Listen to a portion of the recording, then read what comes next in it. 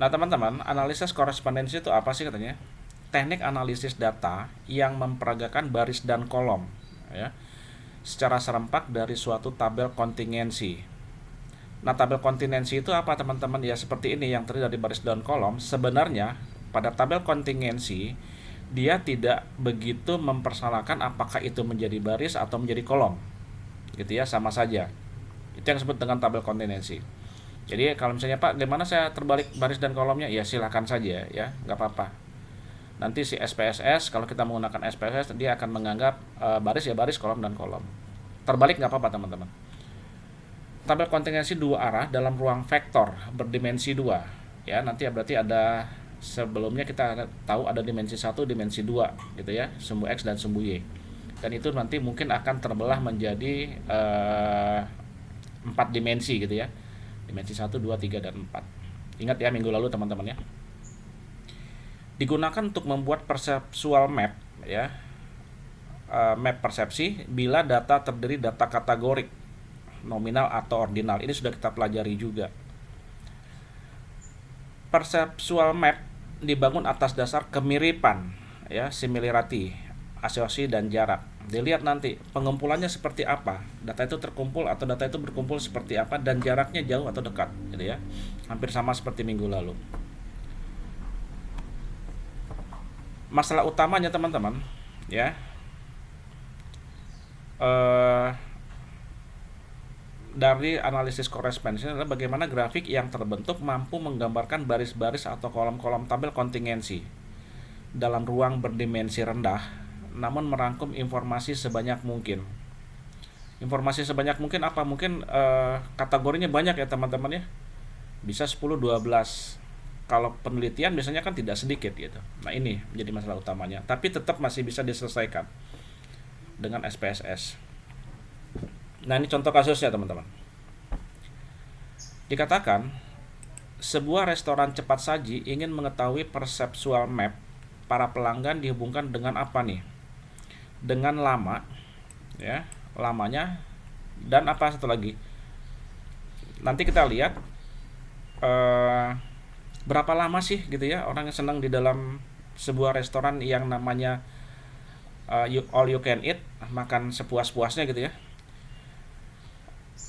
Oke, ini hanya sebagai ilustrasi. Restoran memasang harga 175.000 dan dengan uang sebesar itu konsumen dapat memakan apa saja. Itu ya konsep daripada all you can eat. Nah, pihak restoran teman-teman mengamati ya bahwa semakin banyak jumlah yang datang, oh ini typo ya teman-teman ya, autocorrect ya. Semakin lama mereka berada dalam restoran. Nah, jadi ini akan terlihat teman-teman ya, berapa lama nih si orang-orang yang berkumpul, dan pihak restoran mengamati bahwa apa? Semakin banyak biasanya ya, semakin banyak orang berkumpul gitu ya, atau semakin banyak kita datang bersama teman-teman kita, maka kita akan menghabiskan waktu yang lama. Gitu ya teman-teman ya. Nah, tetapi kalau misalnya kita sedikit gitu ya, maka waktu yang kita habiskan di dalam restoran itu biasanya lebih sedikit, lebih lebih cepat gitu. Semakin lama kan semakin banyak ngerumpinya ya teman-teman ya. Semakin semakin banyak gitu. Akhirnya pihak restoran akan melihat apakah dengan seperti itu akan rugi atau semakin untung. Nah, dikatakan bahwa semakin banyak jumlah yang datang, maka mereka semakin lama nih. Ya, secara psikologi memang gitu ya teman-teman ya. Kalau kita kongko gitu ya, kita nongkrong sama teman-teman, semakin banyak semakin lama gitu. Malah kadang-kadang malah nambah lagi orangnya. Pihak restoran akan melihat kerugian ya atau untung sih dengan fenomena seperti itu. Kalau orang terlalu lama di situ rugi atau enggak gitu ya. Apakah dengan sebentar rugi atau tidak? Nah, kalau kita lihat konsep all you can eat mungkin ada ruginya gitu ya. Tetapi kita lihat juga si restoran juga harus memastikan kalau dia banyak orangnya ya, mungkinnya di atas 10 orang, maka cukup income untuk restoran cukup baik gitu ya. Kita lihat nanti seperti apa. Oke, kita lanjut. Itu tentang itunya saja. Sekarang kita lihat lagi. Nah teman-teman, Jadi sebelum kita mulai menganalisa data itu ya, baik pihak restoran ataupun kita yang menyelesaikan itu, maka kita harus membuat dulu persiapan datanya. Kita buat dulu yang namanya pengelompokan data. Ya, pengelompokan data ini ya. Nah, nanti teman-teman, si pihak restoran atau pihak pengolah data akan mengelompokkan nih. Ya, berdasarkan jumlahnya dan berdasarkan waktunya. Dalam jumlah itu dikelompokkan dulu ada 4 kelompok ya, ini. Nah, ini. Dia kelompokkan adalah 1 sampai 2 orang, lalu 3 sampai 5 orang, 6 sampai 10 orang dan di atas 10 orang. Oke. Lalu waktu dalam restoran itu akan dikelompokkan juga. Kelompok 1 itu adalah di bawah 3 jam. Kelompok 2 antara 3 sampai 4 jam. Kelompok 3 adalah 4,1 sampai 6 jam dan yang kelompok terakhir adalah di atas 6 jam. Sampai sini bisa dipahami ya teman-teman ya? Bisa? Bisa Pak. Bisa Pak. Oke ya. Nah, tadi ini yang dikatakan tabel kontingensi teman-teman. Nanti akan menjadi jumlah ini bisa menjadi baris dan waktu ini bisa menjadi kolom. Di suite bagaimana Pak? Bisa saja gitu ya, karena tabel kontingensi. Nah, ini tadi ini tabelnya, pengelompokan datanya, lalu dibuat dalam bentuk skala teman-teman yang ini. Ya, skala. Jadi skala 1 sampai 4 itu untuk jumlah yang ini. Dibuat dalam kelompok ini, skala jumlah ini. Ya, kita buat pembuatan dulu skala jumlah pengunjungnya. Kelompok 1, skala 1 2 3 4. Skala 1 itu dia mempunyai jumlah 1 sampai 2 orang, 3 sampai 5 sampai dengan kelompok 4 di atas 10 orang. Kita buat pengelompokan seperti itu.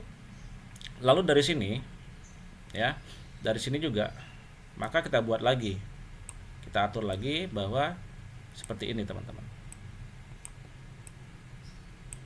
Kita buat lagi skala supaya nanti pada saat kita membuat sebuah pertanyaan dalam bentuk responden ya, apakah baik Google Form atau apa, maka kita bisa membuat kita sebar nih ya, biasa berapa orang ke itu gitu ya, berapa orang biasanya 1, kita buat kelompoknya misalnya kurang dari 3 jam, kita sebar saja pokoknya angka itu.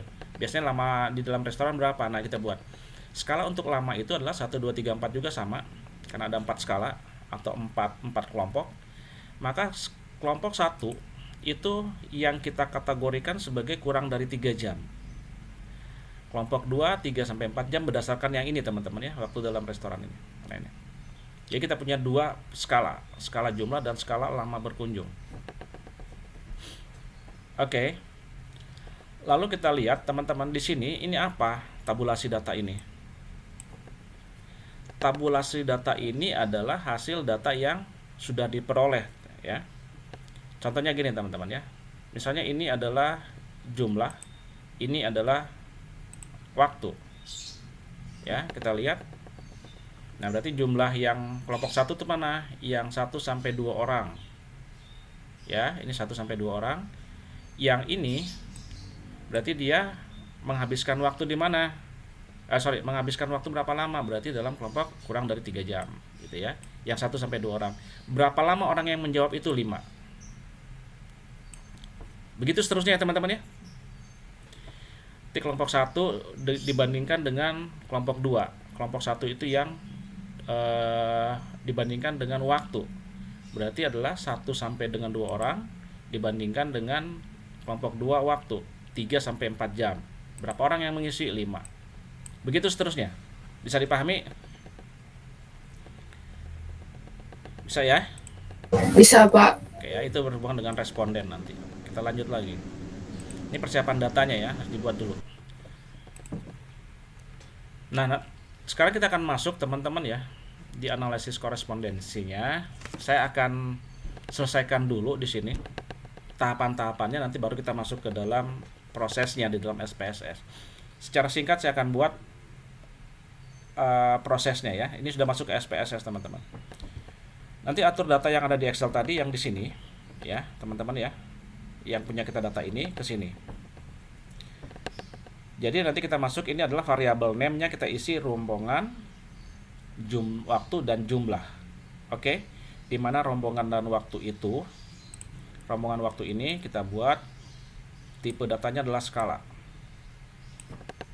Sedangkan jumlah yang ini maka kita atur dengan bentuk measure-nya, pendekatannya adalah nilai nominal. Oke. Sampai di sini kita lanjut.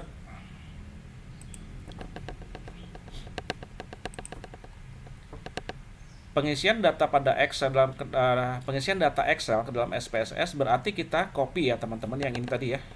Nah, ini yang ini tadi kita copy ke dalam data variabelnya. Dan tadi kita sudah buat, di sini ada rombongan, waktu dan jumlah.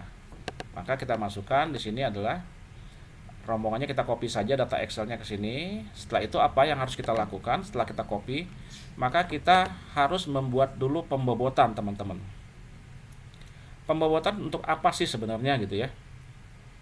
Kita sudah pernah juga membahas atau pelajari tentang reduksi data. Nah, pembobotan ini adalah mereduksi data, teman-teman ya. Jika nanti SPSS akan melihat ini perlu nggak direduksi gitu.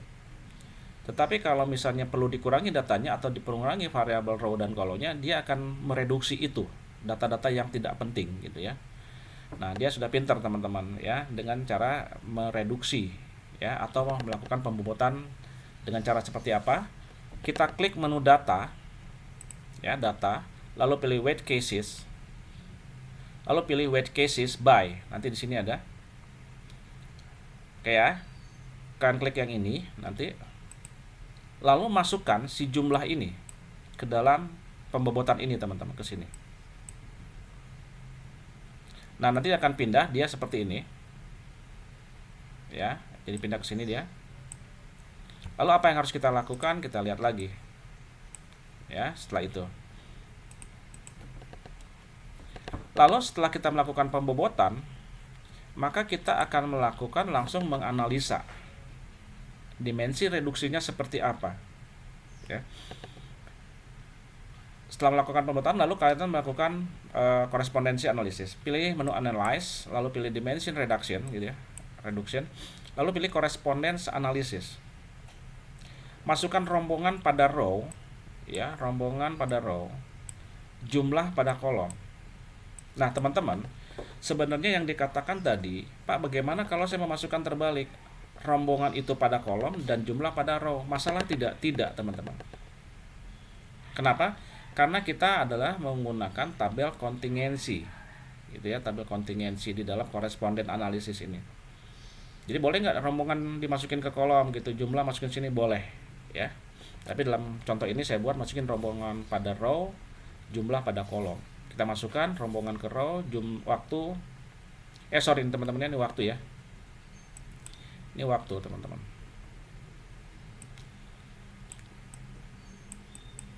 Nah, nanti sekaligus saya edit ya. Nah, ini waktu.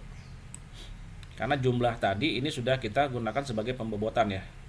Nah, pada kolom, lalu lakukan define range pada row. Define range ini untuk apa, teman-teman? Yang ini ya, define range ini ya. Nah, ini define range ini. Define range ini adalah untuk mendefinisikan range-nya, interval nilainya atau skalanya. Kita sudah mempunyai rombongan pada row dan waktu pada kolom. Ya, pada kolom gitu. Nah, ini udah tepat ya, teman-teman ya. Ini bukan jumlah tapi kolom, ini adalah waktu. Nah, sekarang teman-teman berarti kalian harus mendefinisikan range rombongan dan mendefinisikan range waktu. Oke. Caranya seperti apa? Kita lihat lagi di sini.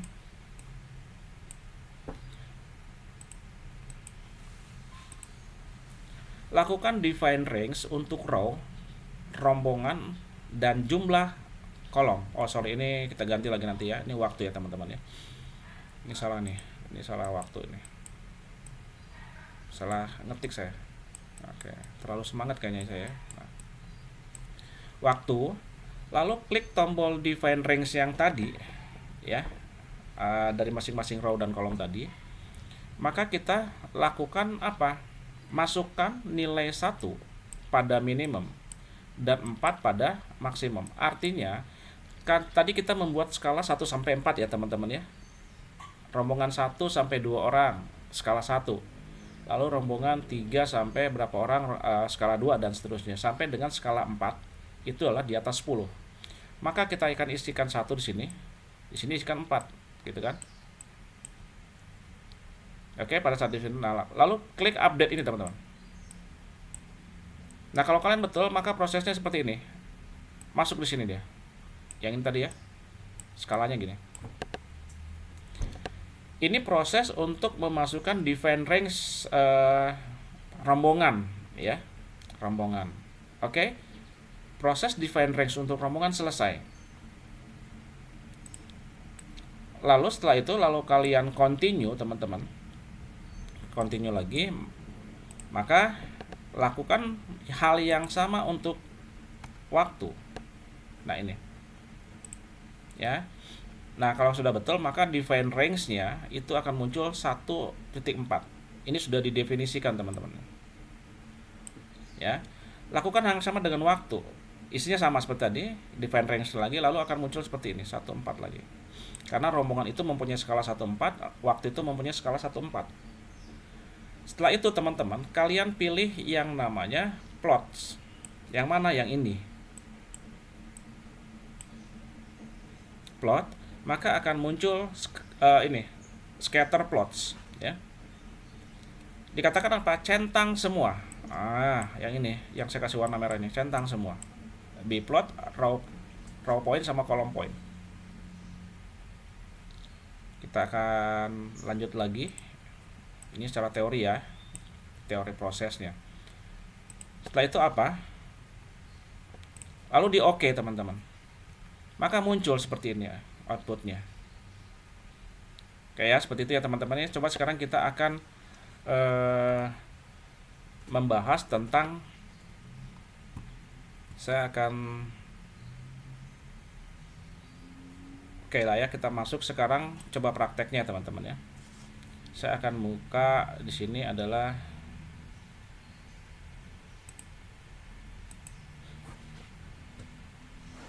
SPSS-nya. Kita akan buka sambil loading. Silakan yang mau ngopi dulu teman-teman.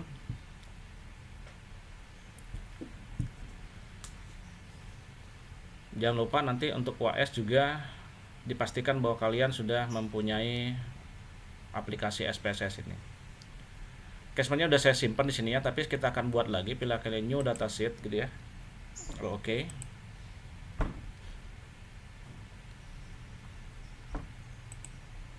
Oke teman-teman ya. Nah sekarang kita atur. Ini ada variable view. Ya. Tadi kita apa teman-teman kalau masih ingat? Oke, kita sini ya. Di sini adalah kita isi, lihat ya teman-teman ya, variable view kita isi adalah rombongan. Rombongan, lalu kita lihat di sini measure-nya kita ganti dengan scale ya. Lalu kita isi waktu, lalu kita ganti lagi sini dengan scale. Lalu di sini adalah jumlah itu kita ganti dengan nominal. Oke, ini ya. Nah, ini sudah kita punya nama 3 variabel name, rombongan, waktu, dan jumlah. Lalu kita punya diatur measure-nya adalah scale, dan nominal. Kita lihat di data view-nya seperti ini ya teman-teman ya. Sekarang sudah muncul rombongan, waktu, dan jumlah.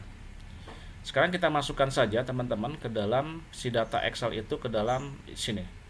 Saya akan buka data saya ya. Kita lihat SPSS-nya seperti ini teman-teman. Kita lihat hati-hati kopinya ya. Ini ada rombongan, waktu, dan jumlah. Oke, kita masukin. Ada 3.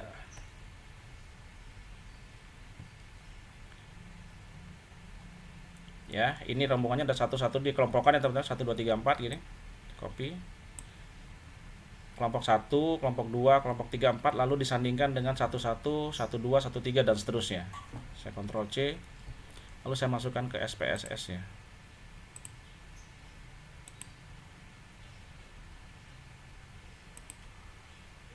Nah ini teman-teman. Ini kenapa muncul 2 digit, karena tadi kita tidak mengatur desimalnya ya, tetap 2, maka 1.00, 2 digit di belakang koma.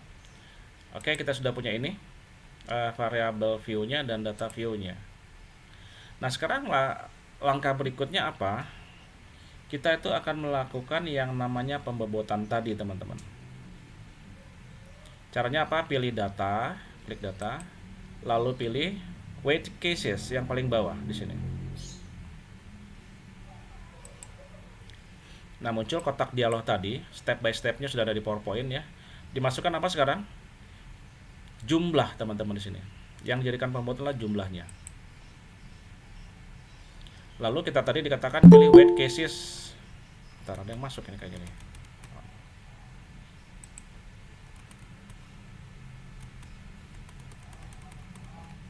Oke ya, jumlah masukin ke sini. Tapi pilih dulu weight cases by-nya nih. Lalu masukin jumlah ke sini. Ya. Pembuatan sudah selesai teman-teman. Lalu oke. Ya. Nah ini new file, dataset name, data window udah ya. Weight by jumlah. Oke ya. Kita lihat di sini sekarang apa yang kita lakukan teman-teman.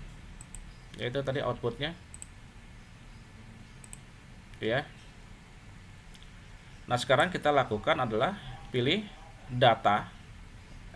Pilih analyze. Lalu pilih apa di sini? Dimension reduction nih. Lalu pilih correspondence analysis.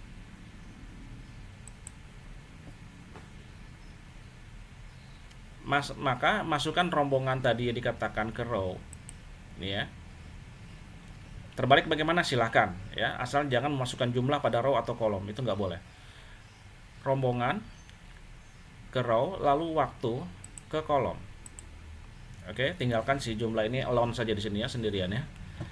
Lalu kita melakukan mendefinisikan interval skalanya, define range-nya di sini. Oke, klik define range untuk rombongan, maka masukkan minimum value-nya 1, lalu maksimum value-nya 4. Lalu update ya, masuk seperti ini tadi yang saya katakan. Lalu pilih continue. Nah, sekarang define range-nya untuk rombongan sudah terbentuk ya. Definisinya adalah 1 sampai 4, skala 1 sampai 4. Lalu untuk kolom waktu, kita masukkan define range lagi, kita atur lagi. Ini minimumnya 1, maksimumnya 4. Lalu update. Nah, sudah seperti ini. Lalu continue. Ya. Setelah mendefinisikan range-nya teman-teman, maka kita harus melakukan plot dulu. Ya, klik plot. Maka kita lakukan scatter plotnya, memilih bplot, row point, and column point. Ya, ini yang lain diabaikan, tidak apa-apa, tidak usah diisi, langsung scatter plotnya jadi centang semua. Lalu continue. Lalu pilih OK teman-teman.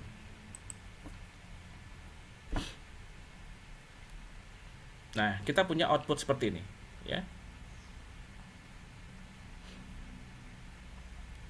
Oke, kita akan nanti ketemu yang namanya yang paling akhir itu ada dimensi 1, dimensi 2. Lalu ada row and column point. Lalu ada hanya kolom pointnya saja untuk kolom point. Lalu ada row pointnya berdimensi 1 dan berdimensi 2. Lalu ada overview kolom point, ya, overview row point. Lalu sini ada summary-nya, ringkasannya. Lalu ada koresponden tabelnya. Oke ya, kita akan bahas teman-teman sekarang yang ini. Kita akan bahas, masuk lagi ke. Sekarang kalian melihat apa teman-teman? PowerPoint? Iya Pak.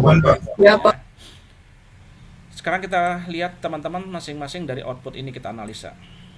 Ya, interpretasi outputnya. Yang dikatakan tadi correspondence table adalah apa? Kita lihat ada 4 rombongan di sini ya, 4 rombongan, lalu disandingkan dengan 4 waktu, skala 4 waktu. Yang seperti di Excel, ingat ya. 5, 2, 1, 3 adalah jumlah masing-masing dari hasil responden. Ini juga sama data-data ini. Ya. Nah. 4 40 nih ya. Lalu kita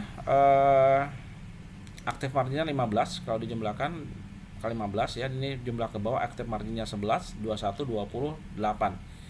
Kalau jumlahkan ke samping 15, 15 gitu ya. Total semuanya adalah 60. Kita lanjut lagi ke sini. Itu untuk koresponden tabelnya ya. Ada rombongan 4 yang disandingkan. Jadi seperti matrik juga ya. Seperti itu.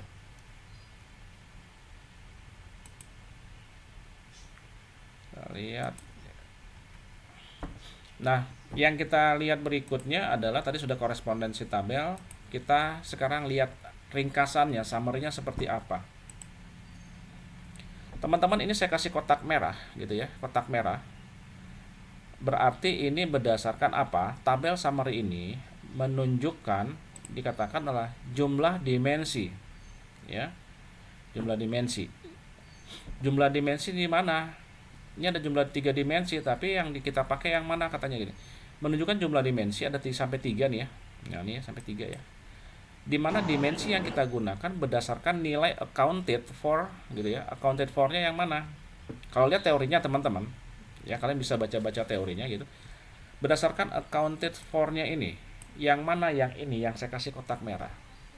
Yang kita ambil sebagai dimensinya, yang kita baca sebagai data informasi untuk kita adalah 2 dimensi ini saja. Kenapa? Karena nilai accounted for-nya itu mempunyai nilai di atas 0,2. Ini nilai suatu nilai mutlak teman-teman, 0,2. Maka kita akan dapatkan yang namanya 0,79 sama 0,207. Yang lainnya di bawah gitu ya. Ini kan nggak masuk, ini total ya. Nah, nanti kita akan sebagai acuannya adalah dimensi 1 dan dimensi 2. Oke, seperti itu untuk interpretasi output summary. Kita lanjut lagi yang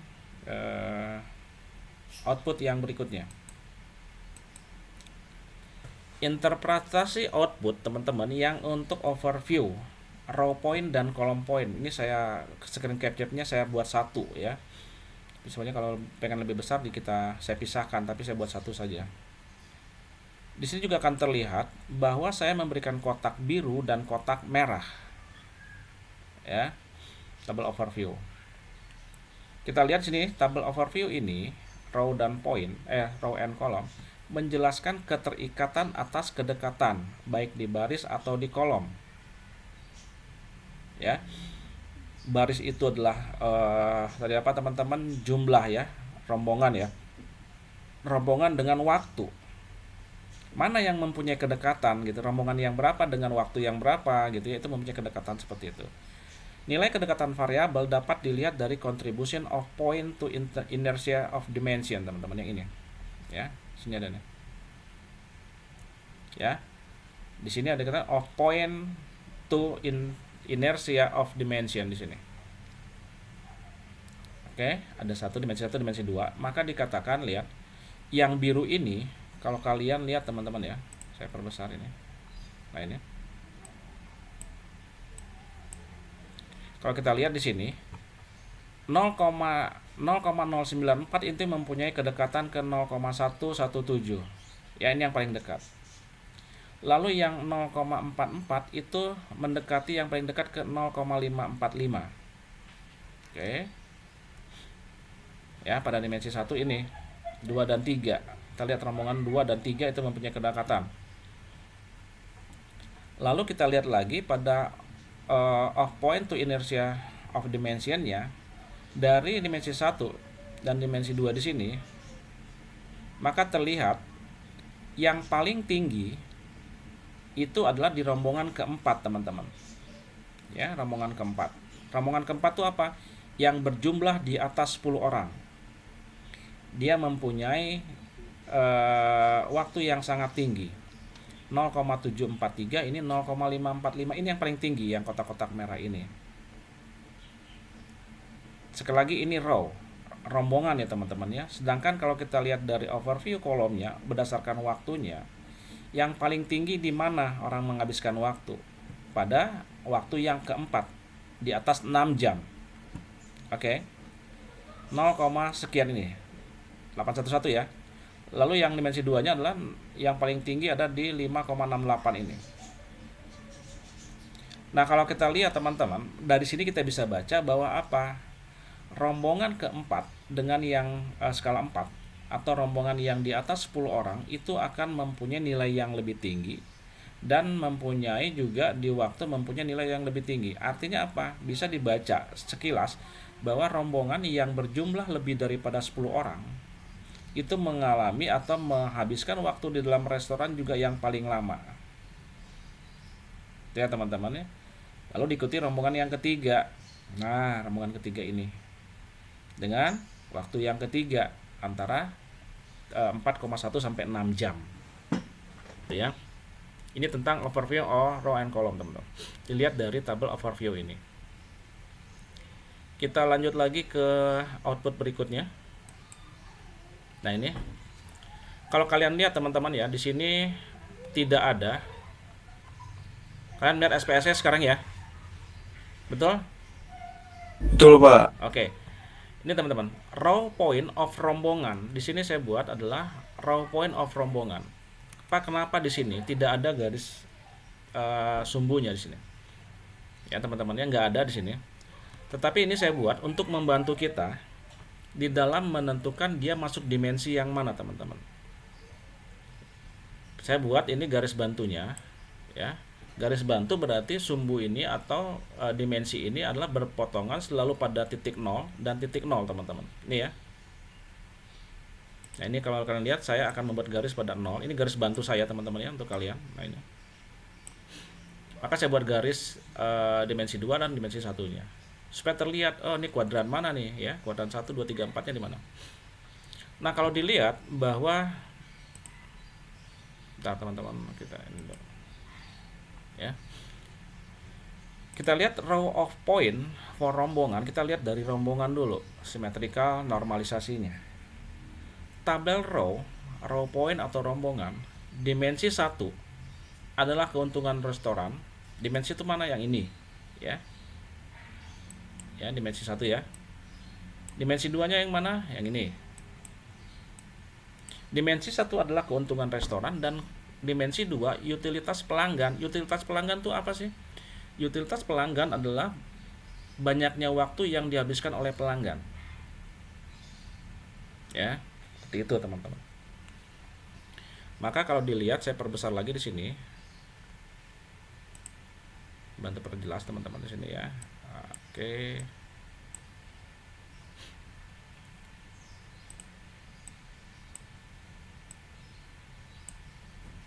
Dilihat ini karena dia rombongan, maka bisa terlihat yang rombongan 2, teman-teman, yang 2 ini, yang 3 sampai 5 orang dia berada di mana? Dinilai positif, teman-teman ya. Kan di sebelah kanannya garis yang merah ini. Gitu. Lalu di sini juga apa?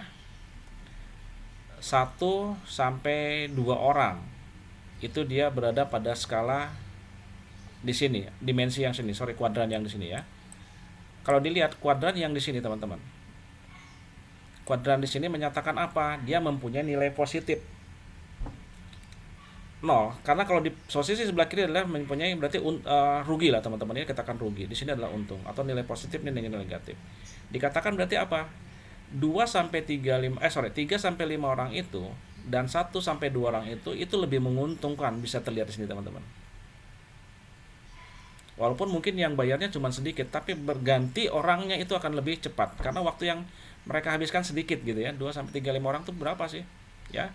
Antara tadi berapa jam ya? Saya lupa. Nah, ini. Kelompok 1 dan kelompok 2 rombongan ya, ini mempunyai nilai yang positif.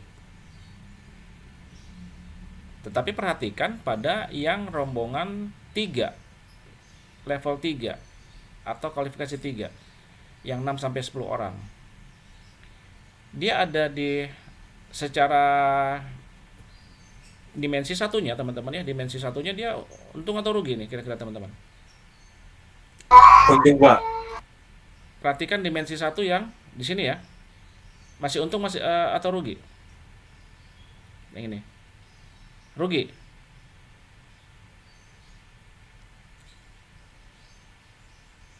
Untung, Pak. Ya, ini dimensi 1. Oke ya. Positif ya. Dimensi 1 itu apa? Keuntungan restoran. Masih menguntungkan atau enggak, teman-teman? Di sini dia posisinya ya, teman-teman ya. Nah, ini ya. Nah, ini.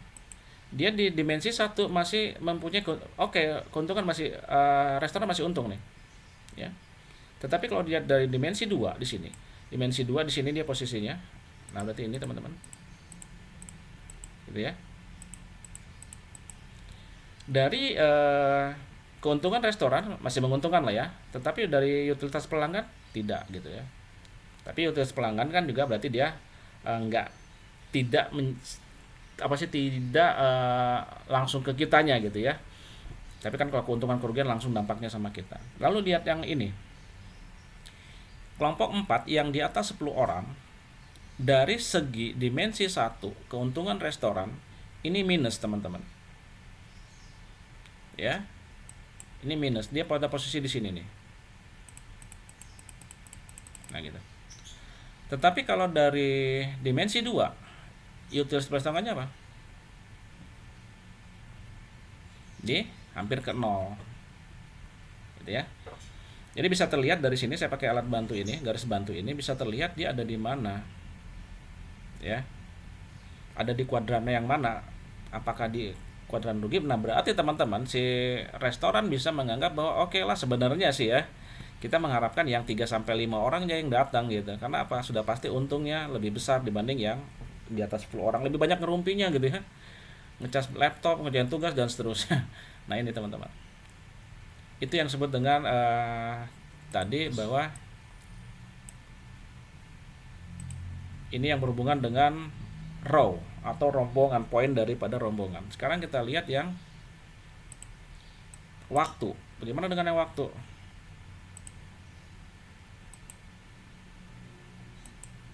Nah, ini sekarang column of point for waktu. Ini juga sama, teman-teman. Di sini tidak terlihat bahwa rombongan ini waktu. Nah, ini waktu. Waktu juga nggak ada garisnya ya. Saya gunakan alat bantu saja, garis bantu supaya bisa terlihat. Sedangkan untuk kolom poin waktu, maka bisa kita lihat di sini.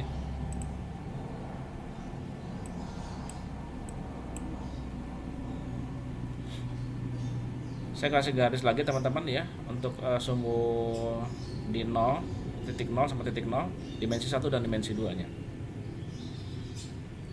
Dari segi waktu yang mana yang menguntungkan nih?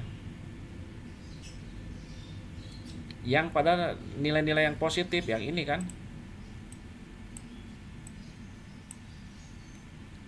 Yang 3 kelompok 2 itu yang 3 sampai 4 jam.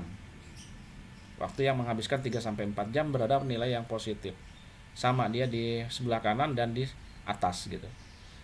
Tetapi yang di sini yang 4,1 sampai 6 jam kelompok 3 ini ya. Nah, ini terlihat dia ada di positif dan ada yang di negatif. Bagaimana yang dimensi di sini?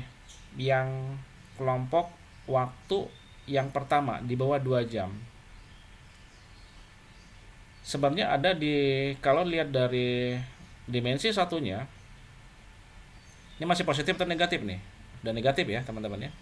Negatif. Tetapi dari utilitas pelanggan dia positif. Nah, sekarang kita ingin melihat yang mana? Apakah kita akan berpihak pada utilitas pelanggan atau berdasarkan keuntungan perusahaan? Ya. Nah, ini bisa terlihat, teman-teman. Ya, dengan ini bisa kita mengambil sebuah kebijakan perusahaan atau kebijakan restoran bagaimana ya kira-kira ya.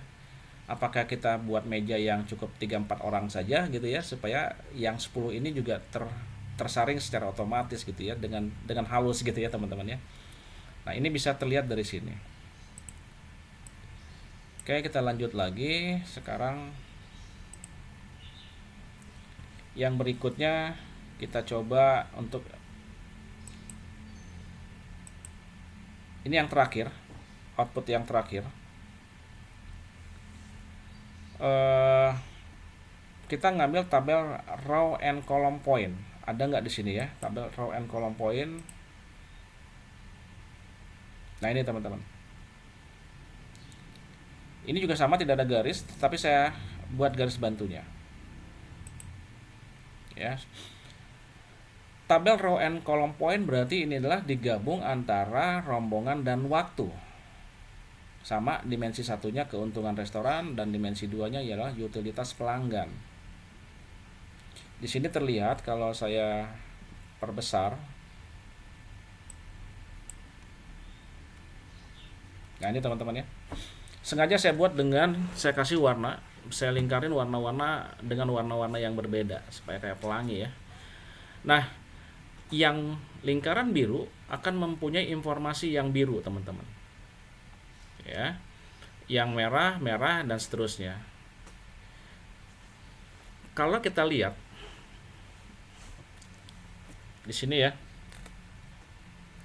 yang warna biru sini, keuntungannya apa?